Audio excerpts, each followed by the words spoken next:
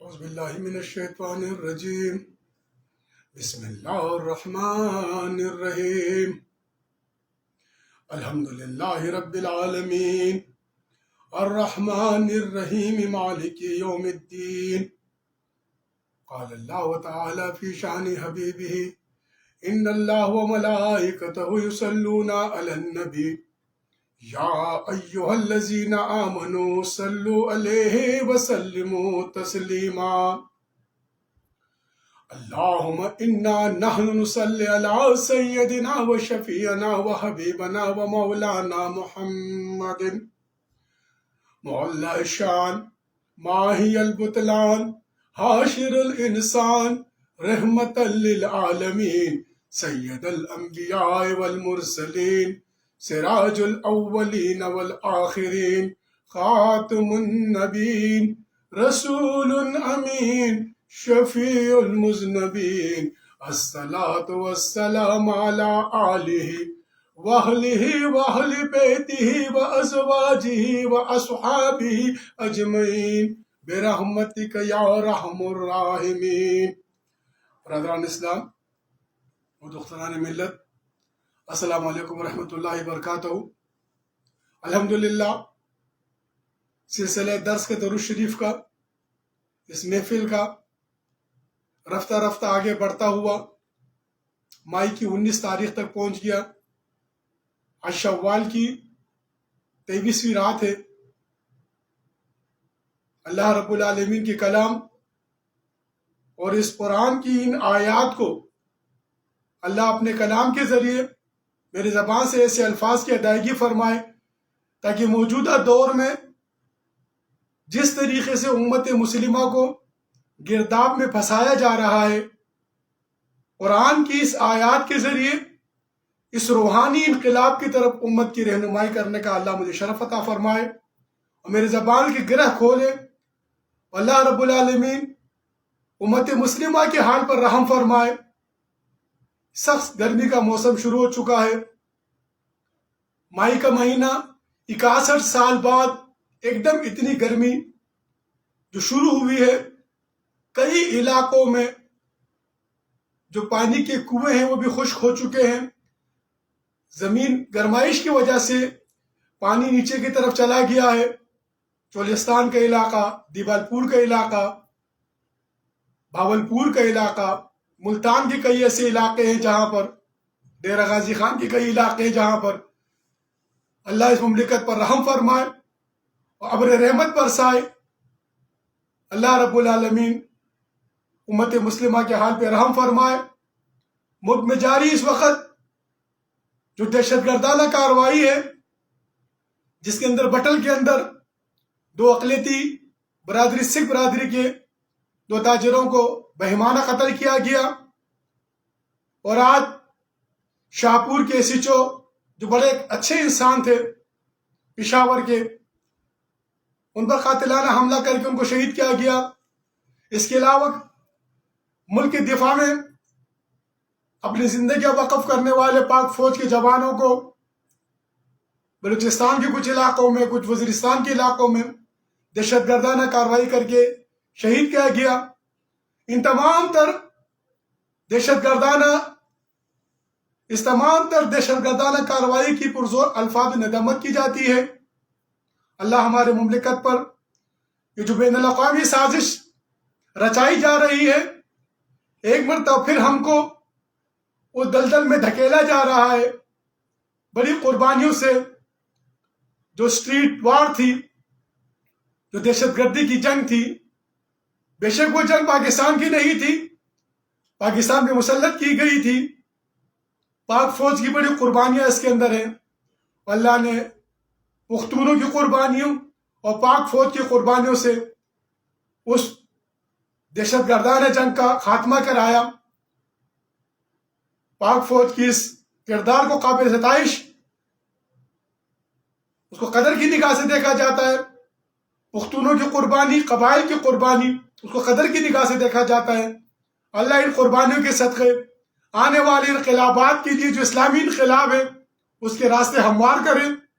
آج جو معاشرے کے اندر جس طریقے سے نوجوانوں کو گمراہ کیا جا رہا ہے. ہر پارٹی کا لیڈر اپنے ورکر کو دوسرے پارٹی کے لیڈر کے خلاف ورغلا رہا ہے. اور کس طریقے سے لاہور کے اندر ایک چھوٹی سی بات پر کہ کوئی گھڑی چورے، کوئی چینی چورے، یہ معمولی واقعہ نہیں ہے. اسٹیٹ ہولڈر کو اس بات پر سوچنا چاہیے کہ اس معاشرے کو کس طرح دھکیلا جا رہا ہے. یہ کس طرح اس معاشرے کی جو اسلامی تہذیب و تمدن کو ملیامیٹ کیا جا رہا ہے. یہ کس طرح طائف کی بازار کی طرح لوگوں کے اندر وہ نفرتیں، وہ عداوتیں پیدا کی جا رہی ہیں. یہ نظریہ پاکستان دراصل اسلامی نظریہ ہے. ہم اسی نظریے کے لیے ہندوستان سے ہجرت کر کے پاکستان میں آئے تھے کہ پاکستان کا مطلب کیا؟ لا الہ الا اللہ. اب پاکستان کا مطلب تو یہاں پر صرف سیاسی ورکروں کو ورغلانا ہو گیا، ایک دوسرے کے خلاف لڑانا ہو گیا، ایک دوسرے کے خلاف معاشرے میں ٹکراؤ پیدا کرنا ہو گیا. اسلام تو بردباری کا، تحمل کا، انسانیت کا درس دیتا ہے. اسلام تو آپس میں بھائی بندی کا درس دیتا ہے، معاشرے میں بگڑاؤ کو ختم کرنے کا درس دیتا ہے، معاشرے کے اندر اعتماد کو لانے کا درس دیتا ہے، تحفظ اور امن کا درس دیتا ہے. لیکن یہاں پر اس سے پہلے جو میں نے عرض کیا کہ جو اسٹریٹ وار تھی اسے بڑی مشکل سے نکلے، 80,000 کی قربانیاں دے کر آج اس اسٹریٹ وار کو ایک نیا رنگ سیاست کا دے کر اس مملکت کی جو اللہ کا انعام ہے، پاکستان 27 رمضان مبارک کو اللہ نے پاکستان کو عطا کیا. اب اس کی جو ایٹمی قوت ہے، جو ایٹمی طاقت ہے، جو اللہ نے اس مملکت کو اس زمین کے اوپر حضرت امام مہدی علیہ السلام کے لشکر کے لیے بنایا ہے، یہ قلعہ ہے، اسلام کا قلعہ ہے، اسلام کی نشات ثانیہ کا قلعہ ہے. آج پاکستان کے ایٹمی پروگرام کو ورلڈ بینک، IMF والے ایک ایسی چیزیں لا رہے ہیں، سوچنے کی بات ہے برادران اسلام. ایک بات میں کہتا رہا ہوں اور الحمدللہ، شکر الحمدللہ عوام کے اندر اس چیز کا شعور اجاگر ہو رہا ہے. سوشل میڈیا پہ میں دیکھ رہا ہوں کہ لوگ اس طرف ایستا ایستا بڑھ رہے ہیں. IMF اگر قرض دے رہا ہے حکومتوں کو تو حکومتیں اس سے اپنی حکومت کو چلانے کے لیے قرض لیتے ہیں، عوامی معاملات کو چلانے کے واسطے قرض نہیں لیا جاتا. اب IMF قرض دیتا ہے تو کیا کرتے ہیں؟ وہ بوجھ عوام پہ ڈالتا ہے، بجلی مہنگی کرواتا ہے، پیٹرول مہنگی کرواتا ہے، ٹیکس بڑھواتا ہے. بھئی حکومتیں قرض لے رہی ہیں تو چاہیے ورلڈ بینک کو، IMF کو کہ حکومت کو متنبع کرے، حکومت کے اپنے اخراجات میں کمی لائے. حکومت اپنے وزراء کے جتنے بڑے لشکر بنا کے رکھتے ہیں، جو فوج ہوتی ہے وزراء کی، جس میں وزیر اعظم صاحب بیٹھے ہوئے نظر میں نہیں آتے کابینہ کے اجلاس میں، جس میں ایک ایک وزارت کے تین وزیر ہوتے ہیں، ایک وزیر مملکت، ایک وزیر دفاع، ایک دفاع مملکت، ایک دفاع کی مشیر، تینوں کے عہدے برابر ہوتے، وہ تینوں کے اخراجات برابر ہوتے. اس طریقے سے ملک کو جو ہے نا اپنی سیاسی ہوس کو پورا کرنے کے لیے عوام کو خون پسینے جو کمائی ہے، وہ یہ جو سیاسی لیڈر ہیں وہ اپنی سیاست کو چمکانے کے لیے، وہ اپنی حکومت کو دوام دینے کے لیے وہ لوگ جو ہیں وہ بوجھ عوام پہ ڈالا جاتا ہے. آج آپ نے بوجھ کا دیکھا کیا حالت ہوگی سری لنکا کے اندر. یہاں تک کہ پیٹرول کے جو ٹینکر آیا اس کو لینے کے لیے سلون بینک کے پاس پیسے نہیں تھے تو وزارت خزانہ کو جناب کی درخواست کی گئی، خط لکھا گیا کہ اگر آپ کے پاس پیسے ہیں تو پیٹرول لے لیتے، تو ان کے پاس بھی پیسے نہیں تھے، وہ پیٹرول آخر میں انڈیا چلا گیا. تو حالات یہاں تک وہ جو فوج ہوتی ہے وزراء کی ان پر جو ہے نا قدم نہیں لگائی جاتی، ان کے پروف گاڑیوں پر، ان کے جو آپ پارلیمنٹ کے اندر دیکھیں، آج پارلیمنٹ کے ممبر کو کیا کیا مراحت حاصل نہیں ہے. پارلیمنٹ کے اندر چائے کی، روٹی کی، ان کے جو وہاں کے کھانے کی، ان کی آپ قیمتیں ذرا پوچھ لیں، پھر ذرا باہر نکلے پارلیمنٹ سے. کیا پارلیمنٹ کا جو لابی ہے، جو پارلیمنٹ کا جو کینٹین ہے، کیا پاکستان کی سرزمین کا حصہ نہیں ہے؟ جو وہاں پر اتنی مراحت دی جاتی ہے ممبروں کو، جو 5 روپے کا پورے کھانا دیا جاتے ہیں ان کو، جہاں پر عوام جو رول روئی ہوتی ہے، عوام پہ ٹیکس دیے جاتے ہیں، وہ ٹیکس پر یہ جو ہے نا پارلیمنٹ کے ممبران کو جو پیٹرول خرچ کرتے ہیں. اگر IMF نے قرض دینا بھی ہے تو مملکتوں کو چلا رہی ہیں. اب حکومتوں پہ جنت متربی کیا جائے کہ اپنے وزراء کو کم کرے, وہ اپنے اخراجات کو کم کرے, وہ الٹا بوجھ عوام پہ ڈال دیا جاتا ہے. پیٹرول مہنگا, بجلی مہنگی, چیزیں مہنگی, ٹیکس زیادہ. کون دے رہا جی؟ عوام. مستیاں کون کر رہے؟ وزراء. پاکستان اس واسطے بنا تھا؟ اللہ نے پاکستان کیا اس واسطے آپ کو عطا کیا تھا کہ آپ اپنی عیاشیاں کریں؟ کیا پاکستان اس واسطے بنا تھا کہ ہندوستان کے مظلوم مسلمانوں پہ آج کس طرح ظلم کیا جا رہا ہے؟ آج وہاں کے ہندوستان کے مظلوم مسلمانوں کو دوسرے درجے کی شہریت کر دی گئی ہے. آج کشمیر میں کیا حالات ہیں, آج برما میں کیا حالات ہیں, آج سرزمین کے اوپر کہاں پر مسلمان کی ایسی جگہ ہے جہاں مسلمان محفوظ ہے. یہ تو اسلام کی نشات ثانیہ کا مرکز ہے پاکستان. حضرت امام مہدی علیہ السلام کے لشکر کے سپاہی پاکستان کی فوج اور پختون قبائل ہے. حضور نبی کریم صلی اللہ علیہ وسلم کا فرمان ہے کہ انہوں نے اٹھ کر اس زمین پہ دوبارہ خلافت علی منہاج نبوت کو قائم کرنا ہے. اس لیے پختونوں اور فوج کو لڑایا گیا. اسی لیے میں جو قرآن شریف کی الحمدللہ رب العالمین کی جو اس آیت کے اوپر 3-4 جو ہفتے سے درس دے رہا ہوں, مقصد صرف اللہ کی حمد کو قائم کرنا. اب اللہ کی حمد کیسے قائم ہوگی؟ اللہ کا عرفان کیسے ہوگا؟ وہ رب ہے, رب واحد ہے, احدیت پر ہے. عالمین, رب العالمین. عالمین جو ہے وہ ہزاروں ہے, ہر فرد اپنا ایک عالم ہے. اب اس رب سے ملنے کے لیے ہر فرد کو اللہ نے راستہ بتایا, اور رب نے ہر فرد اس رب کی طرف آئے, ہر عالم اس رب کی طرف آئے, اس کا عرفان حاصل کرے. من عرف نفسہ فقد عرف ربہ. اپنے نفس کو پہچانو, پھر اپنے رب کو پہچانیں گے. یہاں پر تو نفس امارہ سوار ہے. ہر سیاسی لیڈر اپنے اوپر ایک توق چلا کے رکھا ہوا ہے. عوام کو اپنے منشور کی جگہ دوسرے پارٹیوں کے خلاف ورگلایا جا رہا ہے. کوئی فوج کے خلاف ورگلا رہا ہے. بین الاقوامی سازشوں کا تریاق کوئی نہیں. برادران اسلام, میرے بھائیوں, اس کا تریاق صرف روحانی ہے.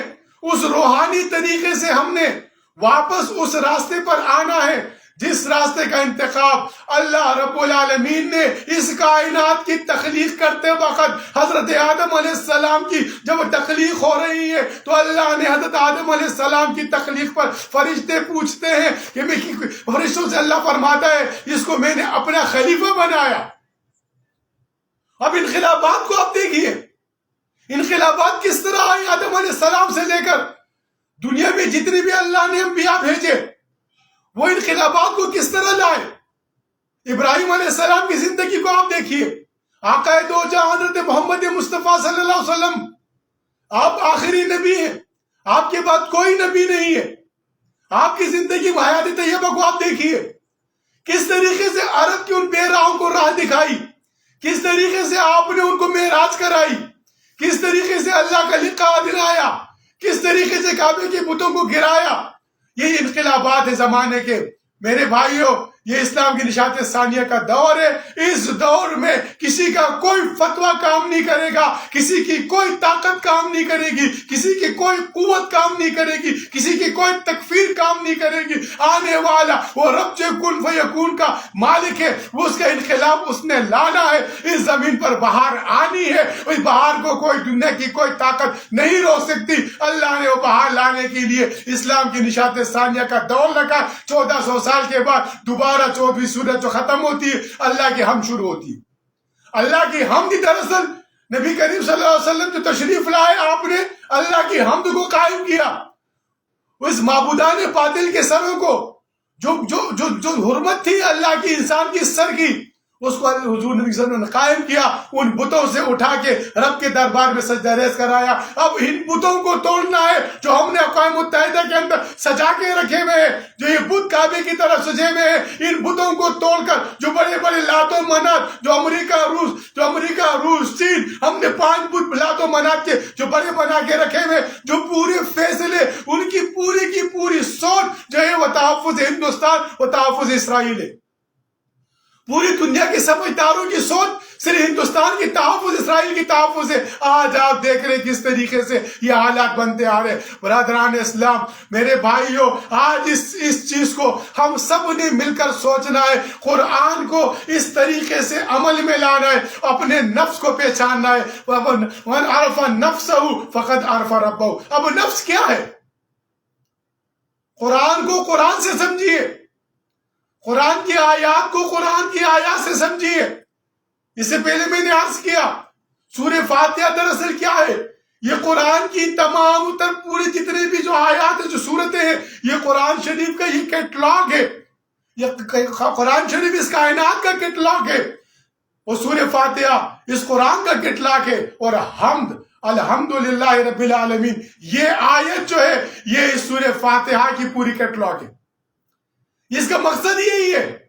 آپ پہلے آپ اللہ کو پہچانیں گے، اپنے نفس کو پہچانیں گے، رب کو پہچانیں گے. من عرف نفسہ، آپ کا نفس کیا ہے؟ اور نفس امارہ کے مختلف ذکر قرآن نے اس کے کیے.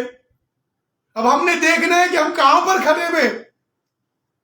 ہم نفس امارہ میں، نفس امارہ بالسوء جو گناہوں کی طرف ترغیب کرتی ہے، جو گناہوں کی طرف لے کے جاتی ہے، اس کو کوئی تمیز نہیں. جانور کی مثال ہے کہ یہ مالک کا کھیت ہے، یہ میرے مالک کے دشمن کا کھیت ہے، اس کا کام صرف چرنا ہے، کھانا ہے. یہی حال جو ہے اس انسان کا ہے جو صرف اور صرف اس کا اللہ سے کوئی تعلق نہیں، اس کا اللہ سے کوئی وہ نہیں ہے، اللہ کے ہم سے کوئی ذکر نہیں ہے. بس اس کا صرف کھانا پینا، پیسے پیدا کرو، حل من مزید، حل من مزید، حل من مزید. اللہ تعالی ہمیں نفس امارہ کی اس دلدل سے محفوظ رکھے، اس کے فتنے سے ہمیں نکالے، کیونکہ یہ فتنہ ہے. اس فتنے سے امت مسلمہ کو اللہ نکالے. آج جتنے بھی جو ہے یہ غرور و تکبر، یہ جو اپنے اندر گھمنڈ رکھتے ہیں، جو خود کو جو ہے نا کلہم سمجھتے ہیں اور دوسروں کے جیلی جناب اس معاشرے کے اندر ٹکراؤ پیدا کر رہے ہیں. تو برادران اسلام، نفس امارہ، نفس لوامہ، نفس مطمئنہ، یہ تین نفوس کا ہے. انشاءاللہ اس پر ایک اگلے درس کے اندر تفصیلی بات کروں گا، کیونکہ آج جو اس معاشرے کے اندر ابھی جو ایک ٹکراؤ کی طرف ایک معاشرے کو لایا جا رہا ہے، اس کو ٹھہراؤ کی طرف لانے کا طریقہ ہم نے قرآن سے دیکھنا ہے. یہ قرآن رہنما ہے، یہ اللہ کا آخری کلام ہے. یہ تمام جتنے بھی دنیا میں کلام آئے ہوئے ہیں، اس وقت میں نے کہا اس سے پہلے 206 208 کی طرف مملکتیں ہیں اور 221 کی طرف مذاہب ہیں جن کے انبیاء کے کتب پر لوگ چل رہے ہیں. اس تمام کائنات کو جو اس وقت جو ایک ٹکراؤ کی طرف لائی جا رہی ہے، اس کو ٹھہراؤ کی طرف لانا ہے. ہم نے قرآن کی طرف آنا ہے، روحانی انقلاب کی طرف آنا ہے. کیونکہ آنے والے چند دنوں میں آپ دیکھیں کہ ایک نئی وبا شروع ہو جائے گی. اس وبا سے بچنے کا، کیونکہ ایک نئی وبا چچک کی طرف ایک وبا ہے، ایک نئی وبا اس ملک میں، اس پورے سرزمین پہ لانچ کی جا رہی ہے. کرونا لانچ کی گئی، اسی طرح نئی نئی وبائیں لانچ کی جا رہی. یہ کیوں ہو رہی ہے میرے بھائیوں؟ ہم نے قرآن کے اس طریقے کو چھوڑ دیا ہے، قرآن کے اس راستے کو چھوڑ دیا ہے، حضور نبی کریم صلی اللہ علیہ وسلم کے اس راستے کو چھوڑ دیا ہے. ممبر و محراب کو جو ہم نے ادب و احترام و تعظیم ہم نے چھوڑ دیے. ہمارے لیے ممبر وہ ہے جو پارلیمنٹ کا ممبر ہے، جو MP ہے، اللہ و رسول کا جو ممبر ہے، جو حضور نبی کریم صلی اللہ علیہ وسلم کی عصمت و حرمت کا ممبر ہے، اس کو اپنی فرقہ پرستی پہ لگا دیے، تکفیر پہ لگا دیے، تکذیب پہ لگا دیے، سیاست پہ لگا دیے، دجالی فطروں پہ لگا دیے. تو یہ سب چیز ختم ہونا ہے. اللہ کی حمد کو قائم کرنا ہے. الحمدللہ رب العالمین. اللہ کی حمد کو قائم کرنا کیا ہے؟ کون ہے وہ رب جو تمام عالمین کا رب ہے؟ وہ ایک ہے. قل هو اللہ احد، وہ یکتا ہے. وہ رب تمام عالم، جتنے بھی عالم ہیں، جو عالمین ہیں، رب احدیت پہ ہے. عالمین جمع ہے، عالم نہیں عالمین ہے. وہ عالمین کا رب کیا کرتا ہے؟ جو اس کی صفات بتائی جا رہی، اس عالمین کے رب کی صفات بتائی جا رہی.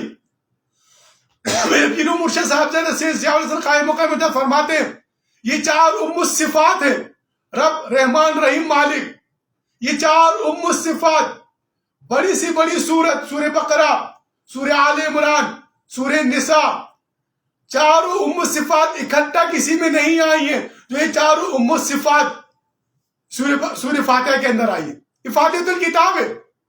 میں نے اس سے پہلے بھی عرض کیا جتنے انبیاؤں کے نام اس قرآن شریف میں موجود ہیں اتنے ہی سورہ فاتحہ کے نام حدیث میں موجود ہیں، اور یہ ٹوٹل 7 آیات ہیں، اور اس کی تو آخری جو آیات ہیں جو نشانیاں بتا رہی ہیں غیر المغضوب علیہم ولا الضالین کی، وہ گمراہ کی، وہ جنہوں نے اللہ کے راہ سے منہ موڑا، جنہوں نے گمراہی کیا، اس طرح جو 6 آیات آگے پیچھے بچتی ہیں، اس طرح حضور نبی کریم صلی اللہ علیہ وسلم کے 6 نام قرآن میں موجود ہیں۔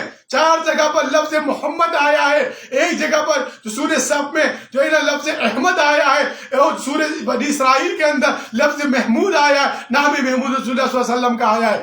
یہ ان 6 آیات ہے جو روحانیت ہے، جو اللہ اس کے بندے کے درمیان جو آخری جو آتا ہے، جس طرح میں نے عرض کیا، جو قرآن میں کیا کہتا ہے، انعمت علیہم، اللہ جو انعام صراط الذین انعمت علیہم، اب یہ انعام ہے اس مقام محمود، اس کے عرفان انعام ہے ہمارا، یہ امت مسلمہ کے اوپر انعام ہے کہ اللہ نے حضور نبی کریم صلی اللہ علیہ وسلم کو مقام محمود عطا کیا جو دنیا میں کسی ایک نبی کو نہیں عطا فرمایا۔ تو حضور نبی کریم صلی اللہ علیہ وسلم کی حمد و ثنا قائم کرنا ہے، وہ اللہ اس کی حمد و ثنا قائم کے لیے کیا فرماتا ہے؟ الحمدللہ رب العالمین۔ اللہ کی حمد قائم کرو، اطیعوا اللہ اطیعوا الرسول، اللہ کی حمد قائم کرو گے تو رسول کی حمد قائم ہوگی۔ آج رسول کے راستے کو چھوڑ دیا ہم نے، اس لیے آج پوری دنیا مسلمان تسلیم ہے، مسلمان کی ذلت ہے، مسلمان کو اس ذلت سے نکالنا ہے تو الحمدللہ رب العالمین کی طرف ہم نے آنا ہوگا، حضور کی حمد و ثنا کو قائم کرنا ہوگا۔ اس معاشرے کے اندر جو ذہنوں کے اندر فتور پیدا کر دیا جا رہا ہے، جو نوجوان نسلوں کو، جو نوجوانوں کو جس طریقے سے ایک سیاسی پارٹیاں، مذہبی پارٹیاں فرقواریت کی طرف اور اپنی ذات کی طرف لا رہی ہیں، تو پھر ہم میں ان بی جے پی کے ان نوجوانوں میں کیا فرق رہ گیا جو اپنے گلے میں پٹا ڈال لے کے وہاں کے مسلمانوں کے خلاف ورغلائے جا رہے ہیں؟ وہ نوجوان جو ہے نا مسلمانوں کو پردہ بھی نہیں کرنے دے رہے، مسلمانوں کو جو ہے نا وہاں پر شہید کیا جا رہے ہیں۔ ارے مسلمانوں کو تو پاکستان میں تحفظ کے لیے، پاکستان کی سرزمین میں اسلام کی سربلندی کے لیے، اسلام کی نشات ثانیہ کی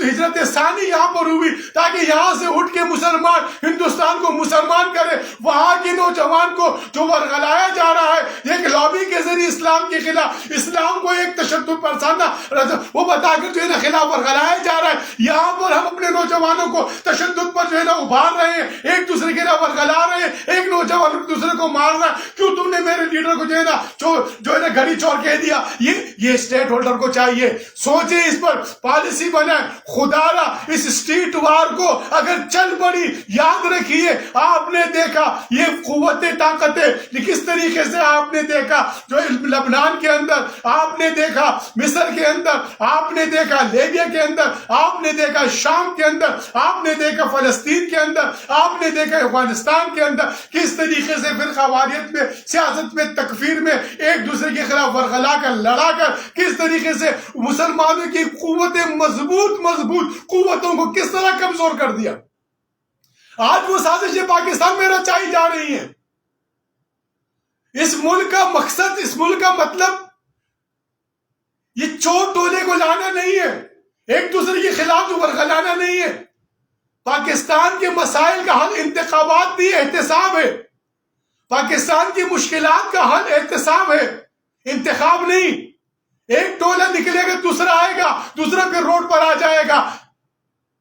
اربوں روپے برباد کر دیے ان روڈوں کے اوپر، اور قوم جو ہے IMF کی جو قرضوں میں جکڑتے جا رہی ہے۔ اگلی اسمبلی آئے گی وہ اپنے عیاشیاں کرے گی۔ پارلیمنٹ کے اندر، جو سینٹ کے اندر جتنے بھی جو ہے نا کینٹین ہے، میری درخواست ہے حکومت سے، اسٹیٹ ہولڈر سے میری درخواست ہے، جس طریقے سے پاکستان کے عام شہریوں کو ووٹ ہم لوگ دیتے ہیں، ان کو عوام کے انتخاب پہ یہ لوگ پارلیمنٹ پہنچتے ہیں، عوام مہنگائی میں رگڑے جا رہی ہے، عوام مہنگائی میں ذلیل ہو رہی ہے، عوام مہنگائی میں خودکشیاں کر رہی ہے، اور وہاں پر پارلیمنٹ کے جو ہے نا ان کو جو پارلیمنٹ کے جو لاجز ہے ان کو کس طریقے سے عیاشیاں دی جا رہی ہے۔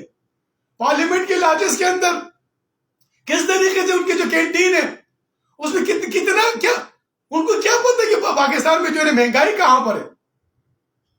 تو میری پارلیمنٹ سے، میری جو حکومت ہولڈر سے، اسٹیٹ ہولڈر سے میری درخواست ہے، چیف جسٹس آف پاکستان سے میری درخواست ہے چیف آف آرمی اسٹاف سے میری درخواست ہے کہ جو چیز پاکستان کے عام شہری کے لیے جو ریٹ ہے، جو کھانے کا، بجلی کے بل کا، جو ٹیلی فون کا، تمام تر اسی طرح ٹیکسز بھی جو ہمارے ٹیکسوں سے ان کو پارلیمنٹ میں لایا جاتا ہے، تو ان پر بھی وہی چیز لاگو کی جائے جو عوام پر لاگو ہے۔